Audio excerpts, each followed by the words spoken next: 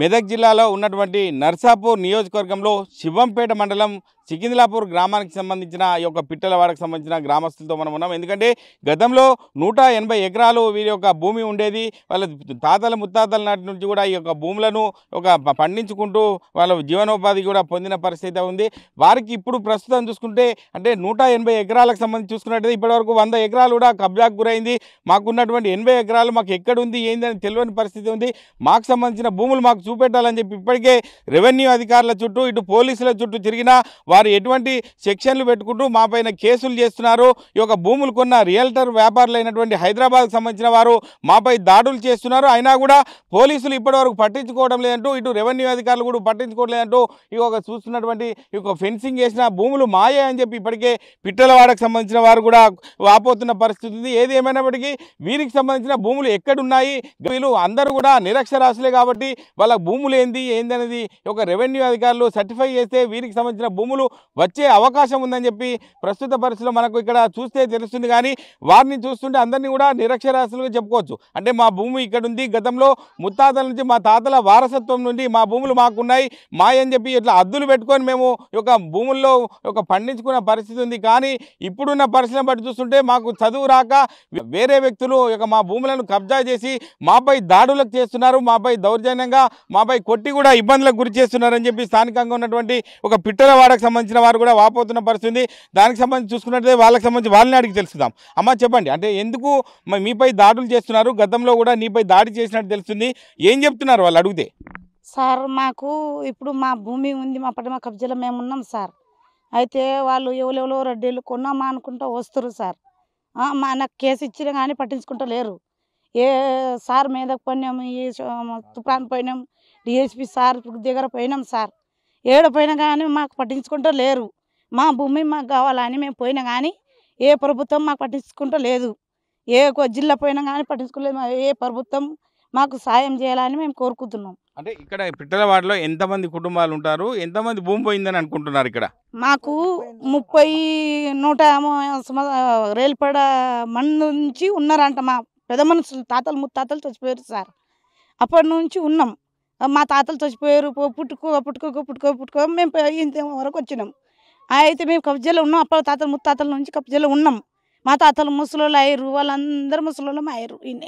ఇన్నే పుట్టినాం, ఇంటినే పెరిగినాం, ఇన్నే చేసుకున్నాం. ఇక ఇన్ని మా పొలంలో ఇది మేము ఇన్లోనే మేము బతుకుతున్నాం. నూకల అన్నం కూడా తింటున్నాం సార్. ఇక మాకు ఈ ప్రభుత్వం పట్టించుకుంటూ లేదు. ఏడిపోయినా కానీ పట్టించుకుంటూ లేదని ఇంతగా ఓరి వేసుకున్నాం, పంట వేసుకున్నాం. పంట ఖరాబ్ చేసిర్రు. మాకు కొట్టి మా భూములలో మా కబ్జాలో మాకు ఎందుకు చేస్తుట్లా అంటే మీ భూమి లేదన్నట్టుగా మాకు చేస్తుర్రు, దౌర్జన్యం చేస్తుర్రు సార్ మాకు. మరి మాకు ఈ సార్లు ఏడిపోయినా కానీ మాకు జీవన ఆస్తారం మాకు జీస్తలేరు. అట్లా ఏం కోరుకుంటున్నాం అమ్మా? ఇప్పుడు ఇది జరుగుతుంది, చాలా రోజుల నుంచి కూడా నడుస్తుంది. పోలీసులు వస్తున్నారు, రెవెన్యూ వాళ్ళు వస్తున్నారు, అందరూ వస్తున్నారు. కానీ మీకు సమస్య పరిష్కారం కావడం లేదు. కానీ ఏం చెప్తావు? రెవెన్యూ అధికారులకు ఏం చెప్తారు, పోలీసులకు ఏం చెప్తావు ఆ విషయంలో? సార్ మాకు న్యాయం చేయండి సార్ అంటే మాకు మీరు కోర్టుల నుంచి అట్లా తెచ్చుకోమని చెప్తారు సార్. కానీ తిరిగి ఇట్లా వెళ్ళాం సార్. నాకు కేసు కూడా తుఫాన్లో డిఎస్పి సార్ దగ్గరనే ఉంది, అన్నీ పెట్టుకురు సార్. నాకు కేసు పట్టించుకుంటారు. మా భూమిలో రావాలి, ఇక మా భూమి మాకు కావాలి అని మేము కోరుకుంటున్నాం సార్. అంటే ఇది పరిస్థితి. అంటే రామచంద్రం చెప్పండి, ఎందుకంటే మీ అమ్మది 2 ఎకరాల 33 గుంటల భూమి కూడా 193 సర్వే నంబర్లో ఉంది. దానికి సంబంధించి మీ భూమిని కూడా కబ్జా చేసినట్టు తెలుస్తుంది. అయినా కూడా మీరు తిరుగుతున్నా ఎవరు పట్టించుకోలేదని చెప్పి ఇప్పటికే జరుగుతున్న పరిస్థితి చూస్తున్నాం. ఏం చెప్తావు ఆ విషయంలో నువ్వు? సార్ మా తాతలు ముత్తాతల నుంచి ఇక్కడనే కబ్జాల మీద ఉన్నాం సార్. మాది అప్పుడు జమాన్లో తొలకొచ్చారు పెద్ద మనుషులు, మా రెడ్డిలు, ఈ ఊరోళ్ళు సికింద్లాపురం రెడ్డిలు తొలకొచ్చి మా పెద్ద మనుషులు ఇక్కడ పెట్టిర్రు. భూములు ఇస్తామని అది ఇస్తామని చేసిర్రు. అయితే మనం ఇచ్చిండు, భూములు వచ్చినాయి. కానీ మా పెద్ద మనుషులకు చదువు లేదు, ఏం తెలియకపోయా.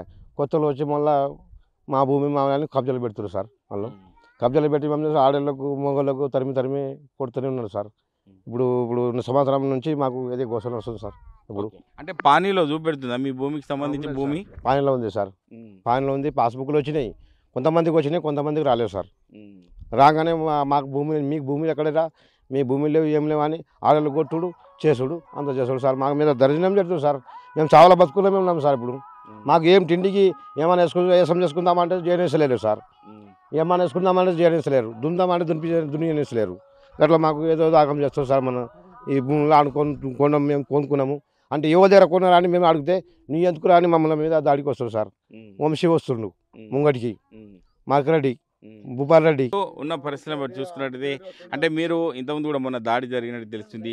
మరి పోలీసులు ఏం చెప్తున్నారు? పోతే పోలీసుల దగ్గర పోతే పోలీసులు పట్టించుకుంటలేరు సార్. సోంపేటలో పోతే పోలీసులు చూసి మీ బాబు మీ మా దగ్గర రావద్దు, పొజిషన్లో రావద్దు, పెద్ద కథ ఉంది మీది, వాళ్ళది భూమి, మీది భూమి లేదు, వాళ్ళ రెడ్డులేదు ఉంది భూమి, మీకు కాదు భూమి అని మళ్ళీ పంపించారు సార్. నాకు 2-3 మాటలు పోయినా కానీ అట్లా చెప్తారు సార్.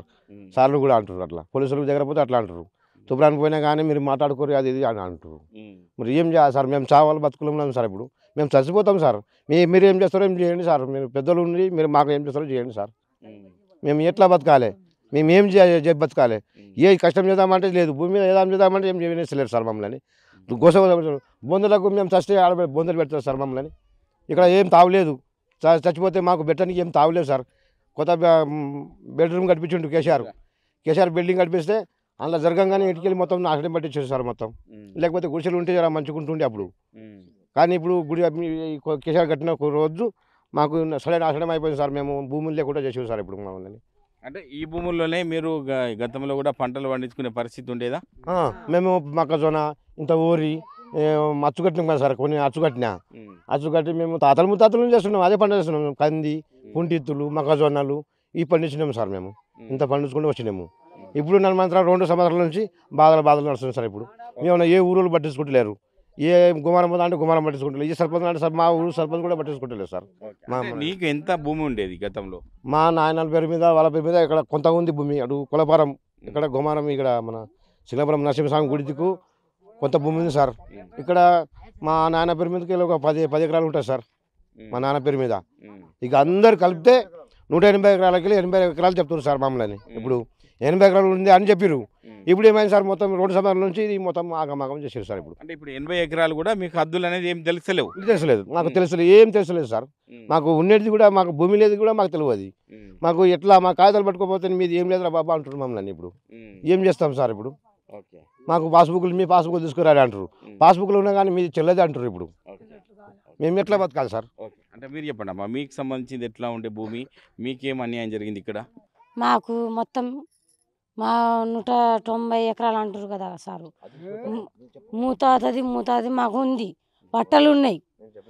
అప్పుడు రజకల్లా పూలని చంపి గోదలు అమ్మి, మేకలు అమ్మి, బావి తొమ్మి మొత్తం చేసి పట్టకాయ మా పటేళ్ళు అప్పుడు గుర్రం మీద వస్తుండే అంట. అప్పుడు జమలో వస్తుంటే ఇప్పుడు మీరు పండించుకోరే అని ఇవి చేసుకోరే అని అప్పుడు దూరలు అంట. మాకు తెలియదు సారు. వచ్చి ఇవి ఇచ్చిరు కొనుకూరు. మా ముత్తాతలు కొనుకూరు జాగా ఇది పట్ట కాయదాలు సార్. ఇవి సొంతం పట్ట కాయదాలు. ఇది సీలింగ్ భూమి కాదు. ఇక పట్ట కాయదాల మీద మాకు దొర్జనం చేస్తారు సారు. ఈ బుచ్చారెడ్డి ఉన్నాడు, మా అమ్మాయికి చంపేసిండు సారు. ఇప్పుడు మాకు కొట్టడానికి వస్తుండు. నిన్న వస్తాడంట, మొత్తం గేట్ పెడతాడంట. ఆగో ఈ పేరు ఈ సూరి పటేల్ కూడా చచ్చిపోయిండు. కానీ అమీందర్ రెడ్డి, సూరి అన్నీ ఆగో 5 ఎకరాలు గుంజుకుంటు. మా నాయన మీద గుంజుకోరు, మా అమ్మది గుంజుకోరు, మా అత్తది గుంజుకుంటారు అంట సార్. ఇప్పుడు మాకు తినడానికి ఏం లేదు. నూకలు తింటున్నాం, మన్ని బుక్కి తింటున్నాం సార్. మేము అడవిలో వస్తున్నాం. ఏదో డబుల్ బెడ్రూమ్ వేసినా కానీ ఇడు వేసుకోరు మంచి. కానీ మంచిగా వచ్చి ఇవి మొత్తం గోడలు పెట్టుకుంటారు సారు. మేము ఏడ బతకాలి? మా పొరలు స్కూల్ లేదు, ఏం లేదు, దౌర్జన్యం చేస్తారు సార్. మాకు గొట్టదానికి వస్తారు. ఆడలు చూస్తలేరు, ఎవరు చూస్తలేరు, మొగలు చూస్తలేరు. గడప ఈడ వస్తే మా తాత పేరు మీద, మా చిన్నమ్మ పేరు మీద ఉన్నది అని మేము వచ్చినాడు. ఈడ వస్తే కొట్లాడకపోతే మీరు ఎందుకు వస్తారు? మీకు పోలీస్ స్టేషన్ కంప్లైంట్ ఇస్తాం, మీ దొరికిన దిగొద్దు అంటారు. అల్లో కొట్టిర్రు, మా వదిన కొట్టిర్రు, కేసు పెట్టిండు మా మీద, కేసు పెట్టిర్రు. వంశీగాడు ఎట్లా అంటారు? నువ్వు రావద్దు, మీ కాకల్లో జాగలు నువ్వు రావద్దు, మీ జాగ ఏడ ఉందో ఆడ చూసుకోరి అంటారు. లేకపోతే నీకు కేసు పెడతాం, నీకు చంపేస్తా అన్నారు సార్. నాకు అంటే ఇక్కడ పరిస్థితి చూస్తుంటే అమ్మా సుశీల, మీరు అంటే మీకు సంబంధించిన భూమి కూడా ఇప్పటి వరకు ఎటువంటి హద్దులు లేవు, దానికి సంబంధించి నువ్వేం చెప్తావు మా విషయంలో? మాకు ఇది చేసినా కానీ సార్, మాకు భూమి 2 ఎకరాలు 30 గుంటలు అని చెప్పిర్రు. అన్నా కానీ ఇది లేదు నీది అని మొన్న నూకేసి మళ్ళీ చేసి తెచ్చి నూకుతూనే ఉన్నారు. నేను ఉరికి వస్తే గల ఉరికి వచ్చి నాకు నూకేయి అని మేము పోయినాం సార్. నాకు చంపేది, మాకు ఏం లేవు, బొందలు కూడా లేవు, అవి కూడా లేవు. మా పెద్ద మనుషులు బొందలు అవి వెనక నుంచి వచ్చినాము. మాకు ఏది లేదు, భూమి లేదు, జాగా లేదు అంటారు కదా సార్. ఏడపోయినా కానీ మీకు పట్టాలు లేవు, మీ భూమి లేదు, వాళ్ళదే ఉంది. మీకు ఏముంది అమ్మ? ఏ పోలీస్ స్టేషన్లో పోయినా కానీ నీకు ఏముంది, ఏం చేసింది, ఎవరు లేదమ్మా, మీకు భూమే లేదు. ఏడకెళ్ళి వస్తారు, ఎందుకు వస్తారు, వాళ్ళకే అయిపోయింది, పట్ట అయిపోయింది, వాళ్ళకే అయింది. అప్పుడు తెచ్చినప్పుడు ఇప్పుడు ఎవరు చేస్తారు మాకు అట్లా చెప్పి భూమిలకు. ఏం కోరుకుంటావు ప్రభుత్వాన్ని కావచ్చు, ఇటు పోలీసులను కావచ్చు, రెవెన్యూ వాళ్ళని ఏం కోరుకుంటావు అమ్మ? పోలీసులకు అందరికీ కోరుకున్నా కానీ నీకు పట్టించాము అమ్మ. మేము కోట్లు కూడా పోయి మంచి కోట్లు పట్టుకొని మాకు దాని పోలీసు రావద్దు, మాకు పోలీసుల దగ్గర రావద్దు. ఈడ కోట్లో పోవాలి కానీ ఆర్డర్ తెచ్చుకొని మీరు ఆర్డర్ తెచ్చుకొని రావాలి కానీ మీరు రావద్దు.